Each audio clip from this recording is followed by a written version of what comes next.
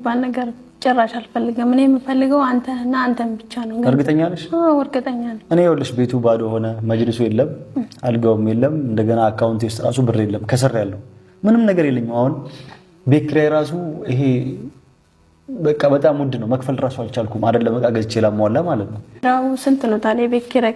ኪራዩ የዚህ 35 ሺህ ብር ነው። ከነ ውሃ ከነ መብራት 40 ምናምን ሺህ ብር ይመጣል። እንደዛ ነው የምከፍለው።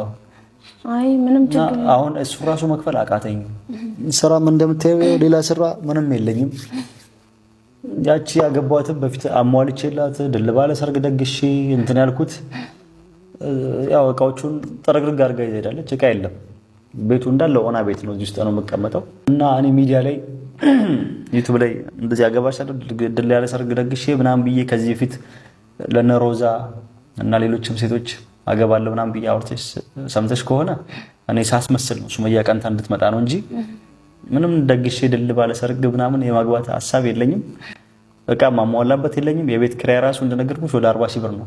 እዚህ ውስጥ ከፍዬ መኖር አልቻልኩም። አብረን እንድንኖር ራሱ አንችልም እዚህ ቤት ውስጥ ማለት ነው። ልለቅ እያሰብኩ ነው።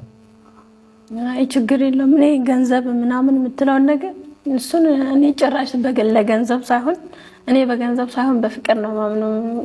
እኛ ሁለታችን ብቻ በሁለታችን መካከል ፍቅር ካለ ችግር የለውም፣ ሰርተን ያን ገንዘብ ልናመጣ እንችላለን። እና እኔ ለገንዘብ አይደለም አንተ የምፈልገው፣ በቃ እንደዛ ነው።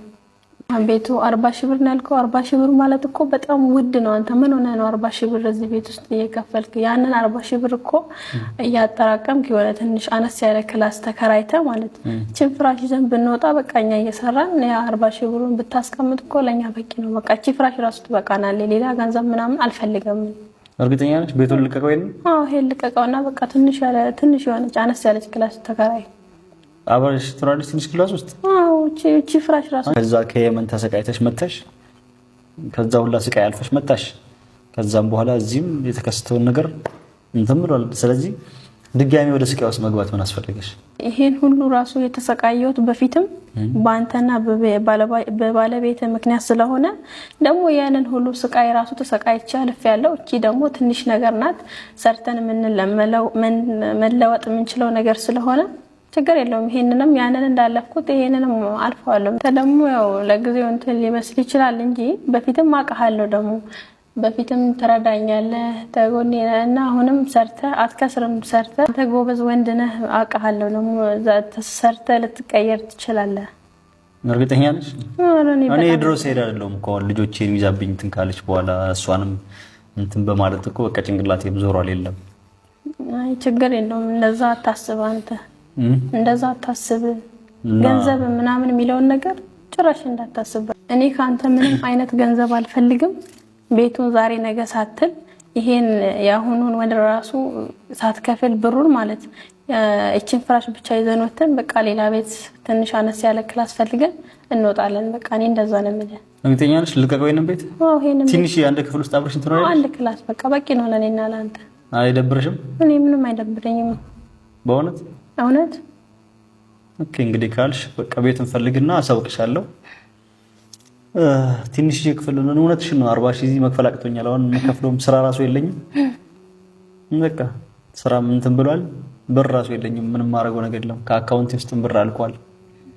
እንደምታየኝ ድሮ ጎበዝም ሆኜ ብሰራ ምን ብል ብር ባመጣም አሁን ግን አልቻልኩም። ያው ጉብዝና የጠፋ የለም። ሚዲያ ላይ ሳስመስል ነው እንዳለ የማደርገው እንጂ ምንም የለኝም። ችግር የለውም። ችግር የለውም። ይኖርሃል አንድ ቀን። በእውነት እውነት። በቃ እንግዲህ እስካልሽ ምን አደርጋለሁ?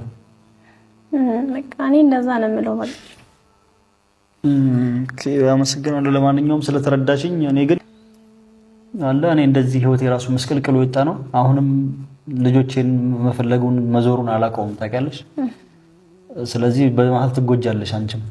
አልጎዳም እኔ። ችግር የለውም። ሂድና ፈልጋቸው ልጆቹን። እኔና አንተ ብቻ ተጋብተን አብረን እንኑር እንጂ ልጆቹን መፈለግ ጭራሽ እኔ ራሱ እንደውም ካጠገብ ሆኜ ልጆቹን ብፈልግ እንደውም ደስ ይለኛል። ልጆቹን ፈልጋቸው ችግር የለውም። ግን ሱመያን እሷን ተዋት። እኔ እሱን ሌላ ጊዜ አወራለሁ። አሁን አላወራም። ልጆችን ፈልግ። በቃ እኔና አንተ ተጋብተን እንኖራለን።